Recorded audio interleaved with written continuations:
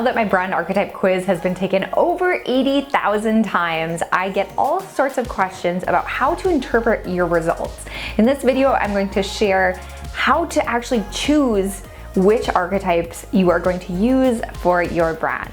My name is Kaye Putnam. I'm the psychology-driven brand strategist, and I help entrepreneurs scale their brands and change the world with what they know. Welcome back to my channel if you're returning, and if this is your first time here, welcome. Be sure to hit that subscribe button. I have lots of different videos about brand psychology, brand archetypes, how to grow and scale your genius.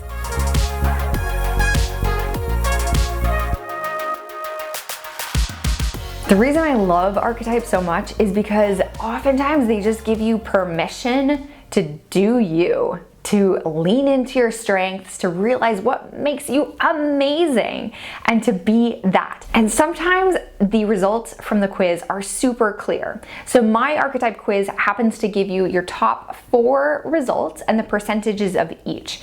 And sometimes it's crystal clear. 1 or 2 of them are way ahead of all of the others. So you have this good sense of what you should be and what you should focus on. Even in that case, you're gonna follow the same 4 steps that I'm gonna share below. But other times it's not so clear. I affectionately call my people that get 25% in all 4 of their top brand archetypes my divergent people.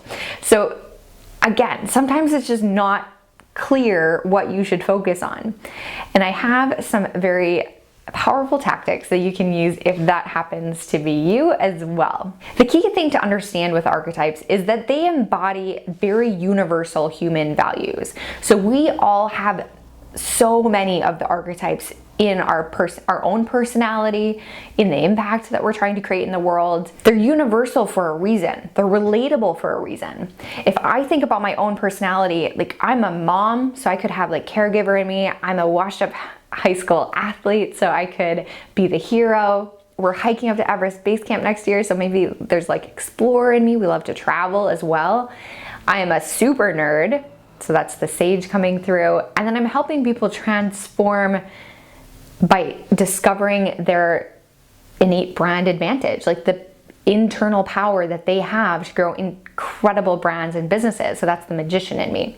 But if I tried to be all of those things in my brand all at the same time, I would confuse the heck out of you. I would confuse the heck out of myself because I wouldn't ever have this tool to narrow down my decisions. I'd constantly be getting inspiration from everywhere and trying to be everything to everyone. So that's what we want to avoid. For that reason, I always recommend that you choose a primary and a secondary archetype to focus on. And like I said, in this video, I'm gonna give you a roadmap. It's actually a 4-step analogy, ROAD, R-O-A-D, that helps you decide what archetypes to focus on.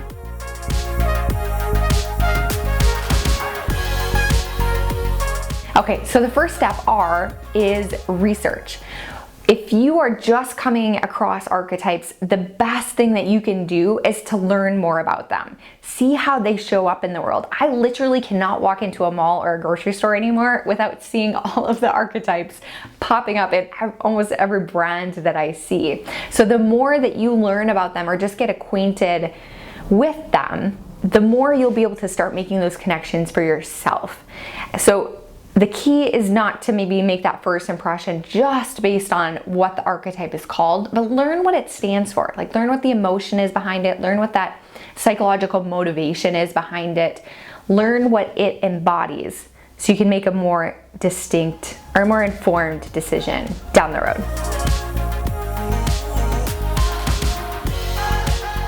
So that leads me into step 2, which is the O in ROAD. So that is to observe. Observe your internal reactions to each of them. Sometimes people embrace it, like they love the fact that they got a specific archetype as their answer. Other people have the exact opposite reaction and they have a very visceral like rejection to what they got. Like, I'm not the caregiver, or I'm not the innocent. How dare this quiz tell me that I am? That happens for different reasons. Sometimes it actually is a very primary part of our personality, but we're trying to suppress it unsuccessfully.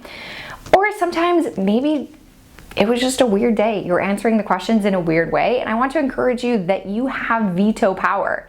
Whether you're quiz results were very conclusive or not. You ultimately, through this road process of research, observe, analyze, and decide, you can literally choose your top 2 archetypes. But it makes sense to choose the top 2 that you naturally are, that you naturally gravitate to, so that it's easy to be your brand. You're not like swimming upstream all the time. Like, you just get to embody what you naturally are when you're being your best. Okay, so A is analyze, and this is where things get interesting. So observe is like your own internal reactions, like paying attention to how you feel about the different archetypes and which one gets you the most excited. But then you want to flip this script and look at the context that your brand is going to live in. So say you're a nonprofit and you got caregiver as your top archetype.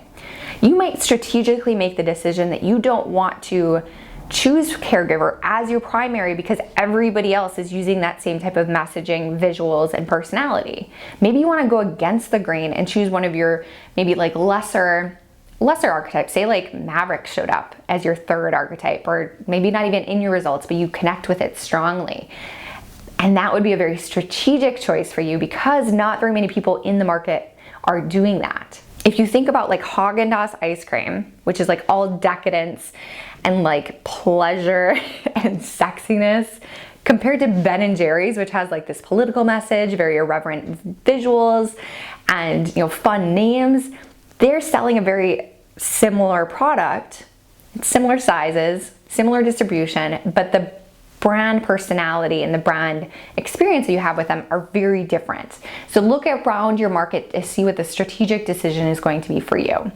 Again, if you're a personal brand, it makes sense to lean into who you are at your best, at your natural state, because that's where you're going to attract ideal clients to you naturally, path of least resistance.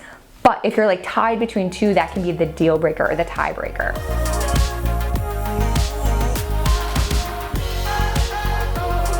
All right, the last and most important step is step number 4, the D, to decide. Again, if you're trying to be everything to everyone, you're only diluting your message. You're confusing people and you're driving yourself crazy with trying to make every decision at every point and not having like a North Star to go towards. So it's really important that at some point you decide what your primary is and what your secondary is. All right, good luck, have fun. If you do need help with this, when you're checking out the Brand Fluency Archetype courses, which are a powerful tool for learning more about each of the archetypes in a very deep way, you can also schedule an archetype analysis with us. It's a 15-minute call, and if you just can't get out of your own head and you're having trouble choosing, that can be a very powerful tool at your disposal. In the next video, I'm going to share how to actually blend these 2 archetypes together. Hope to see you there. Click subscribe. Thanks for spending time with me today. I'll see you in the next video.